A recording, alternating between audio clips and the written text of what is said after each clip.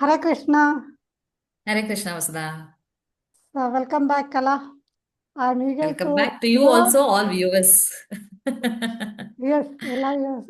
Definitely ನನಗೆ next ಏನು ಆದರೂ ಆಕ್ರೋನಿಮ್ಸ್ ಇಂದ ನಾನು ಎಷ್ಟು ಈಸಿಯಾಗಿ ಭಗವದ್ಗೀತಾನ ನೆನಪಲ್ಲಿ ಇಟ್ಕೊಬೋದು ಅನ್ನೋದೇ ಕ್ಯೂರಿಯಸ್ ಆಗಿ ಕಾಯ್ತಾ ಇದ್ದೀನಿ. ಎಸ್. ಓಕೆ ಎಸ್ ಓಕೆ ನಾವು ಇವತ್ತು ಈ ವಿಡಿಯೋಲಿ ಮಾತಾಡ್ತಿರೋದು ಚಾಪ್ಟರ್ 2, ಎರಡನೇ ಚಾಪ್ಟರ್. ಈ ಎರಡನೇ ಚಾಪ್ಟರು ಆಕ್ಚುಲಿ ಭಗವದ್ಗೀತೆಯ ಪೂರ್ತಿ ಸಮ್ಮರಿ, ಶಾರ್ಟ್ ಆಗಿ ಏನೇನು ವಿಷಯಗಳಿದೆಯೋ, ಏನೇನು ತತ್ವಗಳಿದೆಯೋ ಎಲ್ಲನೂ ಸಮ್ಮರಿಯಾಗಿ ಈ ಚಾಪ್ಟರ್ ಇದೆ. ಸೊ ಈ ಚಾಪ್ಟರ ಅಕ್ರೋನಿಮ್ ಬಂದು GITA, ಗೀತಾ. ಅದರಲ್ಲಿ ಫಸ್ಟ್ 10 ವರ್ಸಸ್ ಜಿ ಬಗ್ಗೆ. ಜಿ ಅಂದ್ರೆ ಗುರು, ಅಂದರೆ ಹೇಗೆ ಅರ್ಜುನ ಬಂದು ಕೃಷ್ಣನನ್ನ ತನ್ನ ಕನ್ಫ್ಯೂಷನ್ಸ್ ಎಲ್ಲ ಹೇಳಿ ಆಮೇಲೆ ಕೃಷ್ಣ ನೀನು ನನ್ನ ಗುರು, ಇವಾಗ ನೀನು ಹೇಳಿದ ಥರ ನಾನು ಮಾಡ್ತೀನಿ ಅಂತ ಹೇಳ್ತಾರೆ. ಅದರಿಂದ ನಮಗೇನು ಗೊತ್ತಾಗುತ್ತೆ, ನಮ್ಮ ಸ್ಪಿರಿಚುವಲ್ ಜರ್ನಿಯಲ್ಲೂ ನಾವು ಒಂದು ಗುರುವನ್ನ ಅಕ್ಸೆಪ್ಟ್ ಮಾಡ್ಕೋಬೇಕು, ಹೇಗೆ ಅರ್ಜುನ ಮಾಡ್ಕೊಂಡು ಆ ಥರ ಅಕ್ಸೆಪ್ಟ್ ಮಾಡ್ಕೋಬೇಕು ಅಂತ ನಮಗೂ ಒಂದು ಹಿಂಟು ಸಿಗುತ್ತೆ. ಇಷ್ಟವರೆಗೂ ಫಸ್ಟ್. ಅದಾದ್ಮೇಲೆ ಇವಾಗ ಗುರು ಹತ್ರ ಹೋಗಿದ ತಕ್ಷಣ ಫಸ್ಟ್ ಏನು ಗುರು ಕಲಿಸ್ತಾರೆ ಅನ್ನೋದು ಈ ಒಂದು ಭಾಗದಲ್ಲಿ ಇದೆ. ಅಂದ್ರೆ ವರ್ಸ್ 11 ಇಂದ ವರ್ಸ್ 30ವರೆಗೂ. ಸೊ ಅದನ್ನೇನು ಮಾಡೋಣ ನಾವು ಅಂದ್ರೆ, ನಾವು ಅದನ್ನ ಬ್ರೇಕ್ ಮಾಡ್ತೀವಿ. 11 ಇಂದ 20ವರೆಗೂ ಇವಾಗ ಮಾಡ್ತೀವಿ ಈ ವಿಡಿಯೋದಲ್ಲಿ, 21 ಇಂದ 30 ನೆಕ್ಸ್ಟ್ ವಿಡಿಯೋದಲ್ಲಿ ಮಾಡ್ತೀವಿ. ಬಟ್ ಈ ಎರಡು 11 ಇಂದ 30ವರೆಗೂ ಬಂದು ಐ. ಐ ಅಂದ್ರೆ ಐಡೆಂಟಿಟಿ. ಅಂದ್ರೆ ಫಸ್ಟ್ ಗುರು ಹತ್ರ ಹೋಗಿದ ತಕ್ಷಣ ನಮಗೆ ಏನು ಹೇಳ್ಕೊಡ್ತಾರೆ ಅಂದ್ರೆ, ನಮ್ಮ ಐಡೆಂಟಿಟಿ ಏನು, ನಾವು ಯಾರು ಅನ್ನೋದನ್ನ ಫಸ್ಟ್ ಹೇಳ್ಕೊಡ್ತಾರೆ. That is the A ABCD of the spiritual knowledge ಅಲ್ಲಿ ಎ ಫಸ್ಟ್ ಥಿಂಗ್, ನಾವು ಯಾರು ಅನ್ನೋದನ್ನ ತಿಳ್ಕೊಳ್ಳೋದೇ ಫಸ್ಟ್. ಅದು ಅದಾದ್ಮೇಲೆ ಬೇರೆ ಎಲ್ಲ ಕಾನ್ಸೆಪ್ಟ್ ಬರೋದು ಅಂತ. ಓಕೆ. ಸೊ ಹೀಗಿರುವಾಗ ಫಸ್ಟ್ ಅರ್ಜುನ ಈ ಥರ ನಾನು ಯುದ್ಧ ಮಾಡೋದಿಲ್ಲ ಅಂತ ಕೂತಿದ ತಕ್ಷಣ ಕೃಷ್ಣ ನಗ್ತಾ ಹೇಳ್ತಾರೆ. ಏನು ಹೇಳ್ತಾರೆ, ಏನೋ ನೀನು ತುಂಬಾನೇ ಜ್ಞಾನಿ ಅನ್ನೋ ಥರ ಅನ್ಕೊಂಡು ಮಾತಾಡ್ತಾ ಇದೀಯಾ, ಆದರೆ ನೀನು ಜ್ಞಾನಿನೇ ಅಲ್ಲ ಅರ್ಜುನ. ಯಾವುದಕ್ಕೆ ಶೋಕನೇ ಪಡಬೇಕಾಗಿಲ್ವೋ ನೀನು, ಅಂಥದಕ್ಕೆ ಶೋಕ ಪಡ್ತಾ ಇದೀಯಾ. ನಿಜವಾದ ಜ್ಞಾನಿಗಳು ಬದುಕಿರೋರ್ಗೂ ಅಷ್ಟೇ, ಸತ್ತೋಗಿರೋರ್ಗೂ ಅಷ್ಟೇ, ಇಬ್ಬರು ಜನಕ್ಕೂ ಅವರು ಅವರು ಶೋಕನೇ ಪಡೋದಿಲ್ಲ ಜ್ಞಾನಿಗಳು ಅಂತಾರೆ. ಇವಾಗ ಇದು ಕನ್ಫ್ಯೂಸಿಂಗ್. ಅದು ಏನು ಬದುಕಿರೋರ್ಗೂ ಶೋಕ ಪಡಲ್ಲ, ಸತ್ತೋರ್ಗೂ ಶೋಕ ಪಡಲ್ವಾ ಜ್ಞಾನಿಗಳು ಅಂದ್ರೆ, ಯಾಕೆ ಅಂತ ನೆಕ್ಸ್ಟ್ ಕೃಷ್ಣ ಹೇಳ್ತಾರೆ. ಯಾಕೆ ಅಂದ್ರೆ ಅರ್ಜುನ, ದೇ ಆ ನಾನು ನೀನು ಈ ಎಲ್ಲ ರಾಜರುಗಳು ನಾವೆಲ್ಲ ಇಲ್ಲದೆ ಇದ್ದಿದ್ದೇ ಇಲ್ಲ. ಅಂದ್ರೆ ಏನು, ನಾವೆಲ್ಲ ಎಟರ್ನಲ್. ಮುಂಚೆನೂ ಇದ್ದಿದ್ದೀವಿ, ಇವಾಗ್ಲೂ ಇದ್ದೀವಿ, ಮುಂದೇನೂ ಇರ್ತೀವಿ.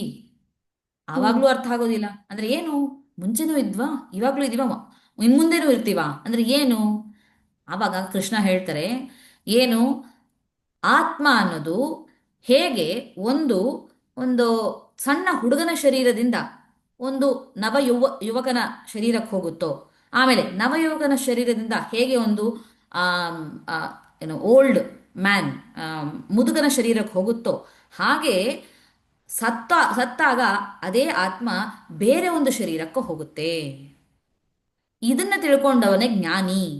ಅಂಥ ಅಂಥ ಒಂದು ಚೇಂಜ್ ಚಿಕ್ಕ ವಯಸ್ಸಿಂದಾನು ನಮ್ಮ ಆತ್ಮ ಒಂದು ಒಂದು ಹುಡುಗನ ಶರೀರದಿಂದ ನಾವು ಯುವಕನ ಶರೀರಕ್ಕೆ, ಯುವಕನ ಶರೀರದಿಂದ ಮುದುಕನ ಶರೀರಕ್ಕೆ ಮೂವ್ ಆಗ್ತಾನೇ ಇದೆ.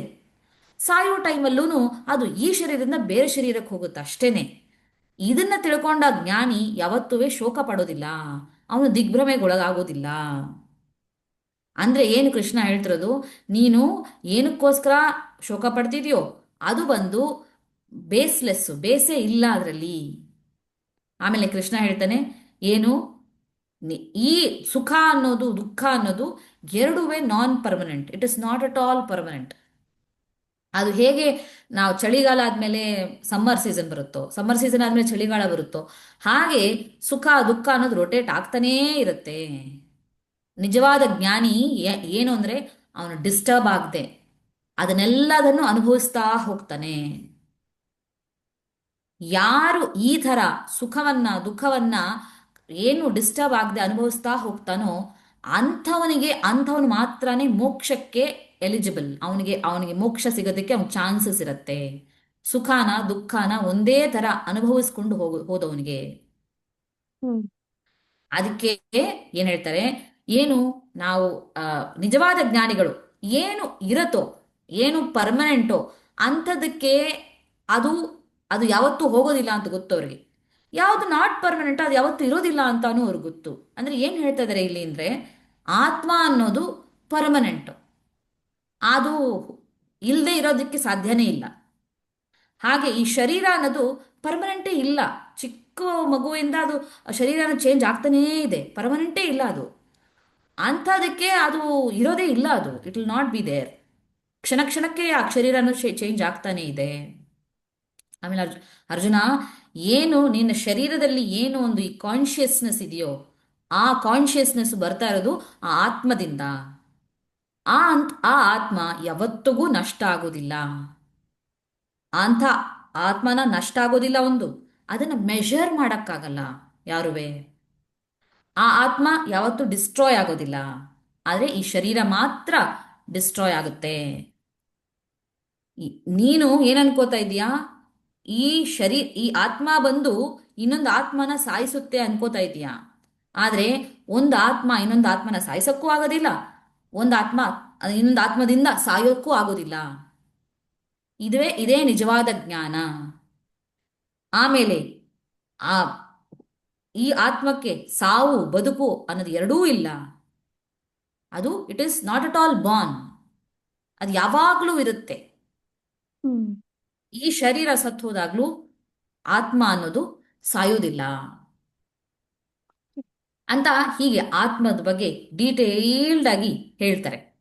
ಆಮೇಲೆ ಆತ್ಮನ ಮೆಷರ್ ಮಾಡಕ್ಕಾಗಲ್ಲ ಅಂತಾರೆ. ಯಾಕೆ ಅಂದ್ರೆ ಆತ್ಮ ಬಂದು ನಮ್ಮ ಹೇರ್, ಅದೊಂದು ಏನು ಅದು ಹೇಳ್ತೀವಿ ಬಿಡ್ತಿರುತ್ತಲ್ವಾ, ಅದರದ್ದು ಏನು ಹೇಳ್ತೀವಿ ತುಂಬಾ ತುಂಬಾ ಚಿಕ್ಕ ಫ್ರಾಕ್ಷನ್, 10 to the power ಅದಕ್ಕಿಂತ ಚಿಕ್ಕದು. ಅಂದ್ರೆ ಓಕೆ. ಹೇರ್ದು ಟಿಪ್ಗಿಂತ ತುಂಬಾ ತುಂಬಾ ತುಂಬಾ ತುಂಬಾ ತುಂಬಾ ಚಿಕ್ಕದು. ಅದನ್ನ ಮೆಷರ್ ಮಾಡಕ್ಕಾಗಲ್ಲ, ಅಂತ ಒಂದು ಮೈಕ್ರೋಸ್ಕೋಪ್ ಇಲ್ಲವೇ ಇಲ್ಲ. ಮತ್ತೆ ಅದು ಆತ್ಮನ ಹೇಗೆ ಕಂಡುಹಿಡಿಯೋದು ಅನ್ನಂದ್ರೆ, ಕೃಷ್ಣ ಅದೇ ಹೇಳ್ತಾರೆ, ಕಾನ್ಶಿಯಸ್ನೆಸ್. ಆತ್ಮದ ಸಿಂಪ್ಟಮ್ ಬಂದು ಕಾನ್ಶಿಯಸ್ನೆಸ್. ಅಂದ್ರೆ ಇವಾಗ ಬೆಂಕಿ ಇದೆ ಅಂದ್ರೆ ಅದರ ಬಿಸಿ ಬಿಸಿ ಇದ್ರೆ ಅದು ಎಲ್ಲೋ ಬೆಂಕಿ ಇದೆ ಅಂತ ಅರ್ಥ.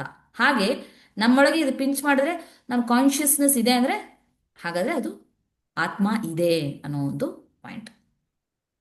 ಹ್ಮ್ ಸೊ ಇದು ಸ್ಟಾರ್ಟಿಂಗ್ ಆಫ್ ದ ಏನೋ ಆತ್ಮದ ಬಗ್ಗೆ.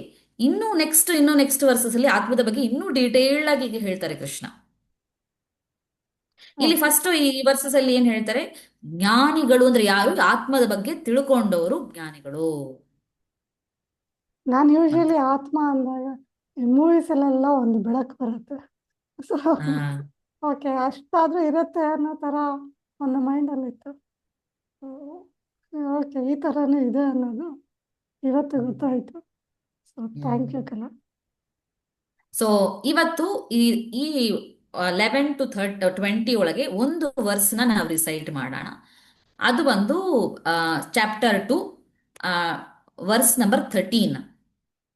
ಓಕೆ, ಈ ವರ್ಸ್ ಅದು ತುಂಬಾ ಇಂಪಾರ್ಟೆಂಟ್. ಪ್ಲಸ್ ಇವಾಗ ನಾವು ಇವಾಗ ಏನ್ ಎಕ್ಸ್ಪ್ಲೇನ್ ಮಾಡಿದ್ರು ಅದು ಆ ಒಂದು ಕಾನ್ಸೆಪ್ಟ್ ನ ಪೂರ್ತಿಯಾಗಿ ಹೇಳೋ ಒಂದು ವರ್ಸ್ ಇದು.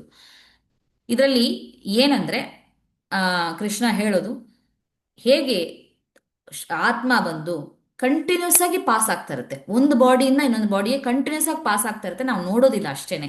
ಏನು, ಚಿಕ್ಕ ಹುಡುಗನ ಶರೀರದಿಂದ ಯುವಕನ ಶರೀರಕ್ಕೆ ಆತ್ಮನೇ ಪಾಸ್ ಆಗೋದು, ಆ ಯುವಕನ ಶರೀರದಿಂದ ಮುದುಕನ ಶರೀರಕ್ಕೆ ಆತ್ಮ ಪಾಸ್ ಆಗ್ತಾ ಇರುತ್ತೆ.